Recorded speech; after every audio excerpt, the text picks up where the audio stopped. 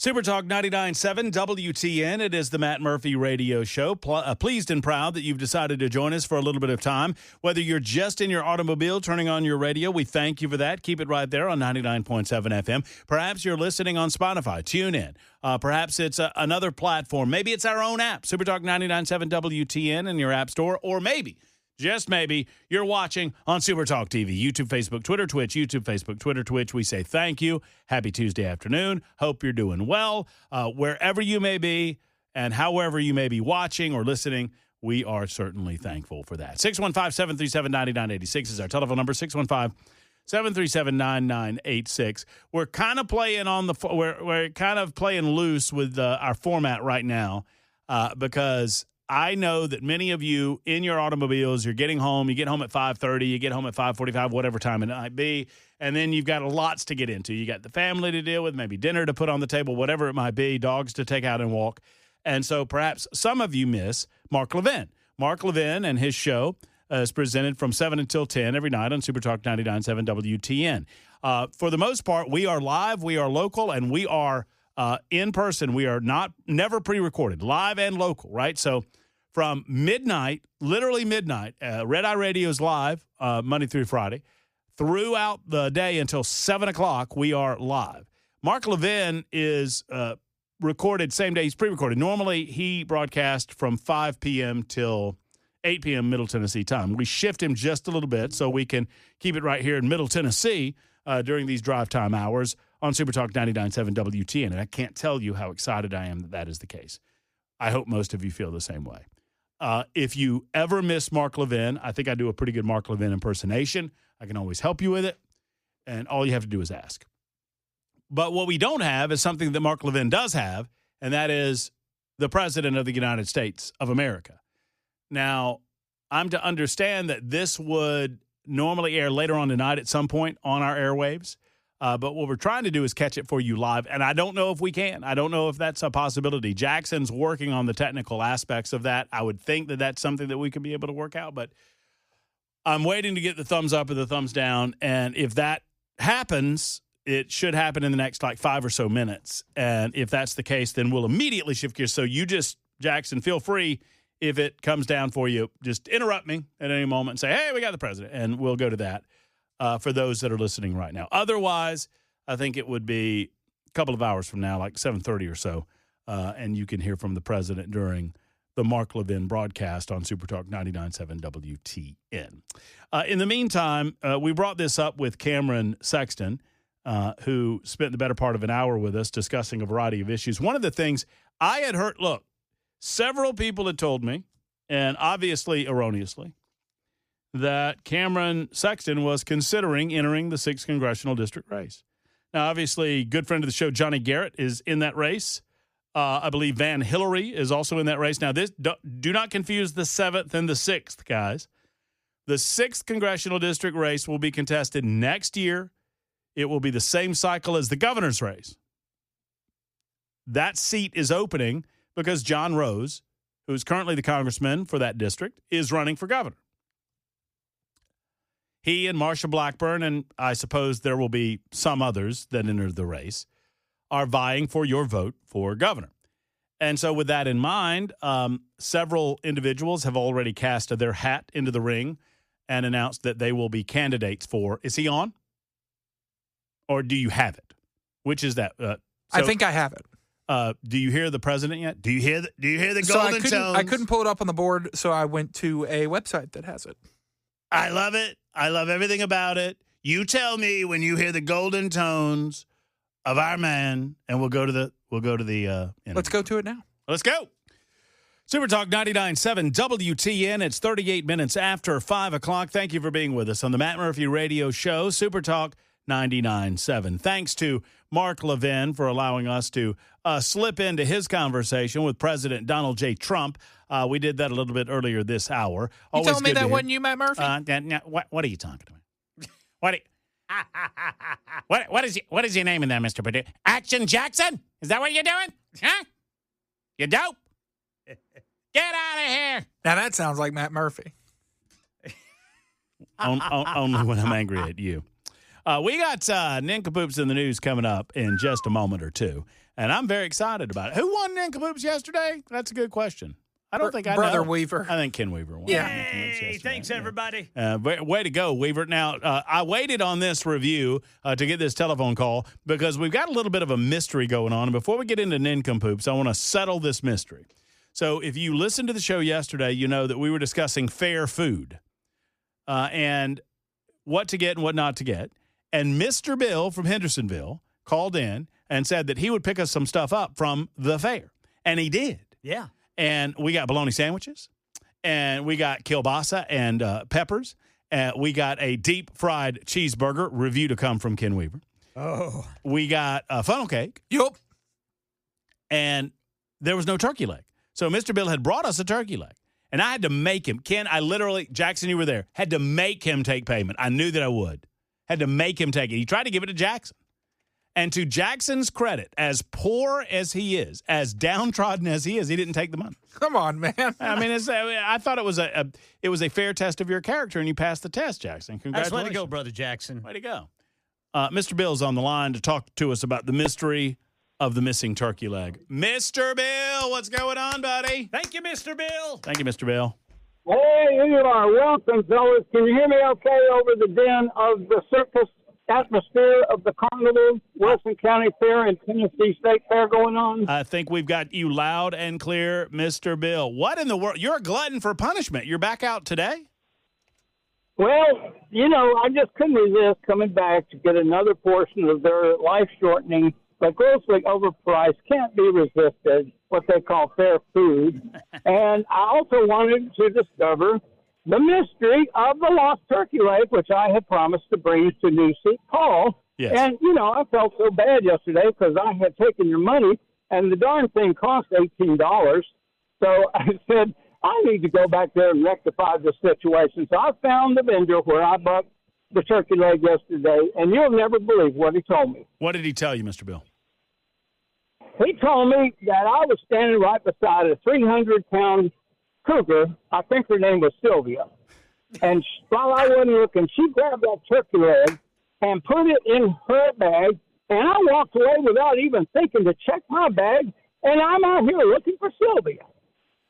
So, so a 300-pound, your description now, cougar stole your turkey leg.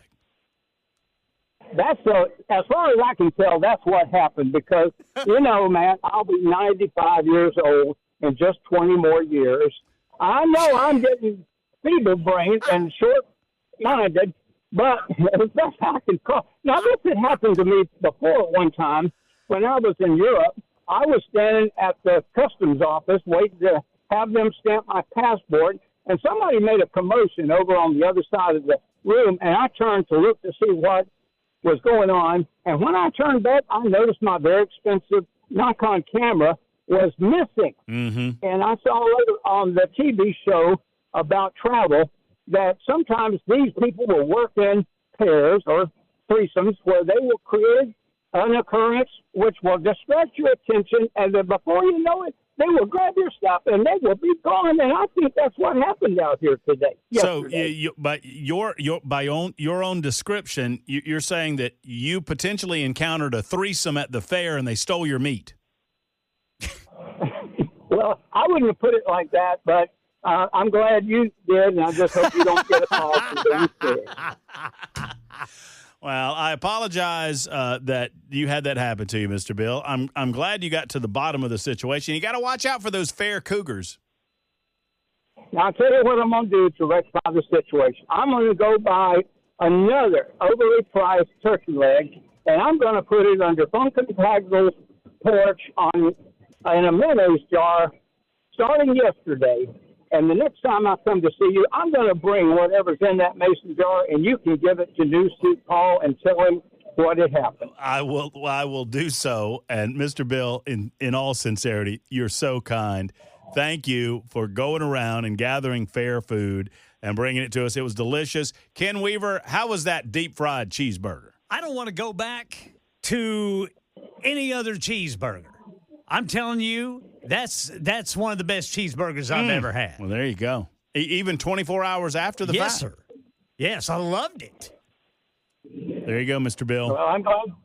Glad you did. You fellas have a good evening. All right, you do too. Enjoy your nincompoops. We're going to do so. Thank you, Mr. Bill. That's Mr. Bill from Hendersonville joining us from the Wilson County Fair where he's being attacked by 300-pound cougars.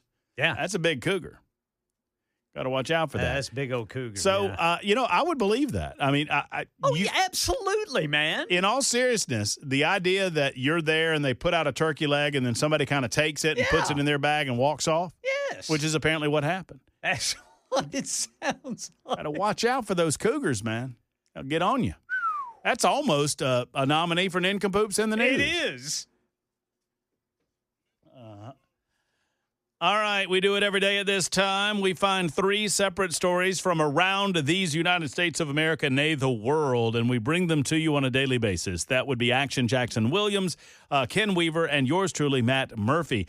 As always, the winner goes first, and after the 3 nominees of the day, you get to vote. 615-737-9986, 615-737-9986. Vote early. Vote often. Vote Murphy. Ken Weaver. Yes, sir. As the big winner, you get to go first. All right. I got this from Joan Jones. Uh-oh. So this is kind of a newsroom team up here, all right? Proof that hell hath no fury like a woman scorned.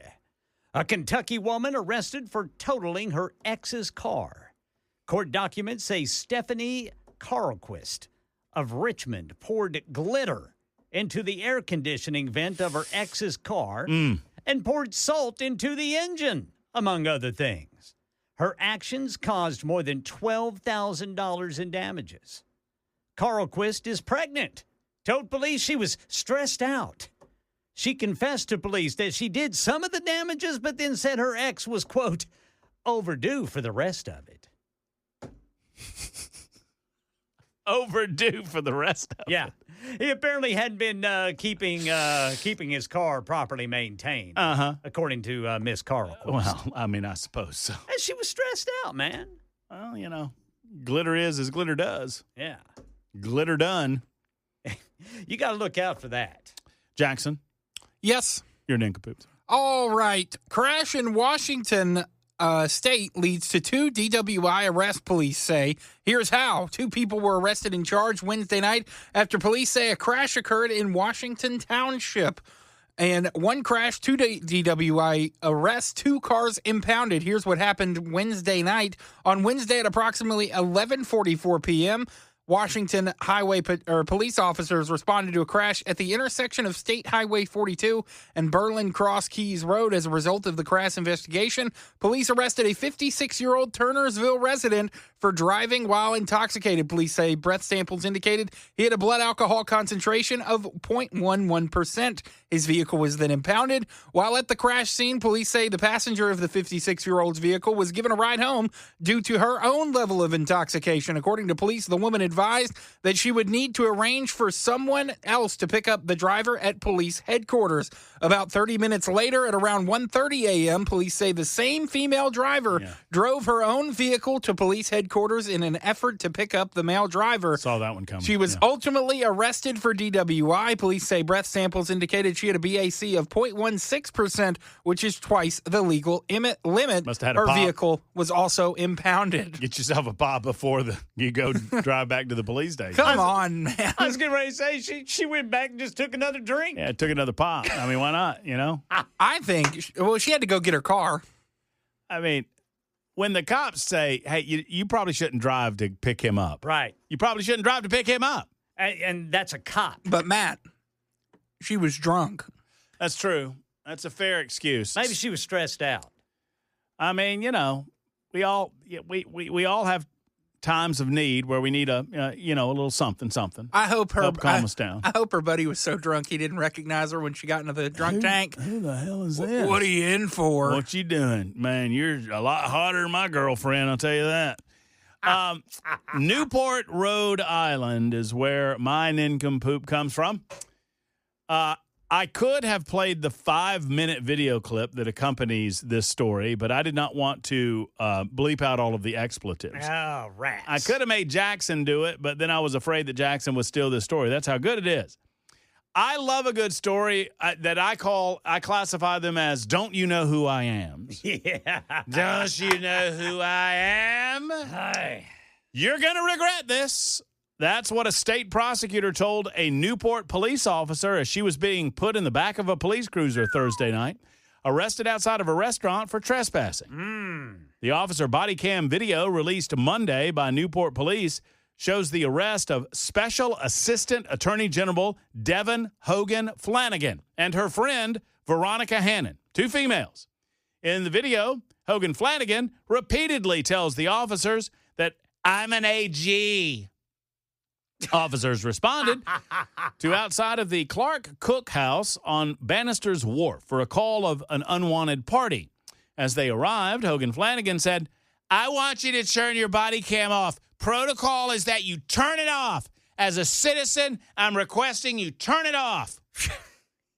Officers did not turn it off. No. An officer told Hogan Flanagan and Hannon, the business wants you to leave, let's just leave. And then asked the women to walk away. The women did not walk away.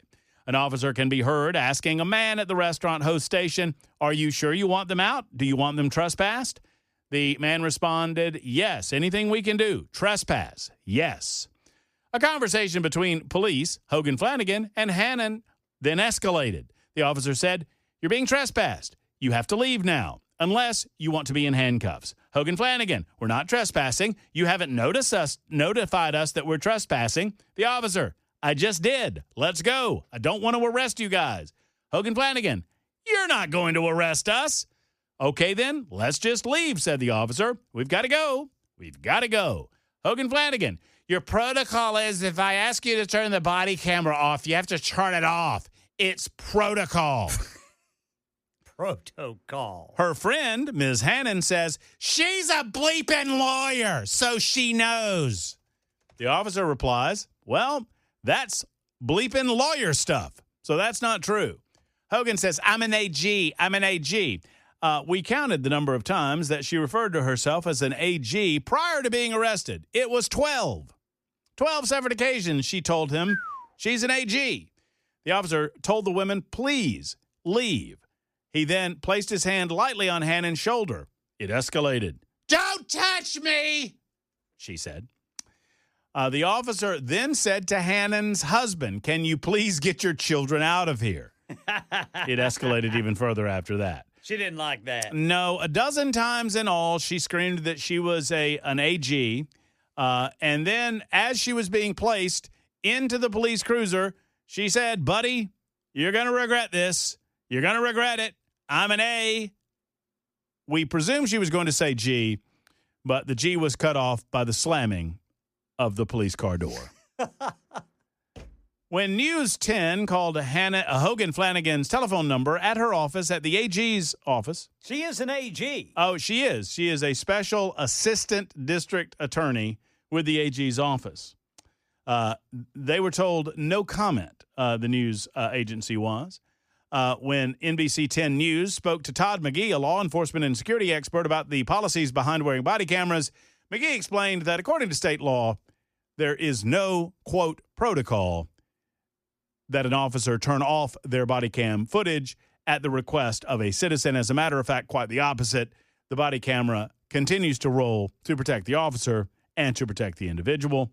A manager at Clark Cook House had no comment for NBC 10 as to why the 2 women were no longer welcome there Thursday night. No word from the AG's office as to what will happen to Ms. Hogan Flanagan. Miss Hogan Flanagan. I'm an AG, Ken. I'm an AG. AG Hogan Flanagan. And so you need to turn that off as protocol. Yeah. It's protocol. Wonder what she was drinking. Long Island iced teas. I was drinking Manhattans, Ken. Whatever I want. Kenneth. Turn that camera off, Jackson. It's protocol. That's how you play Nick Poops in the News. Super Talk 99.7 WTN. Vote early, vote often. 615-737-9986. Back in a moment.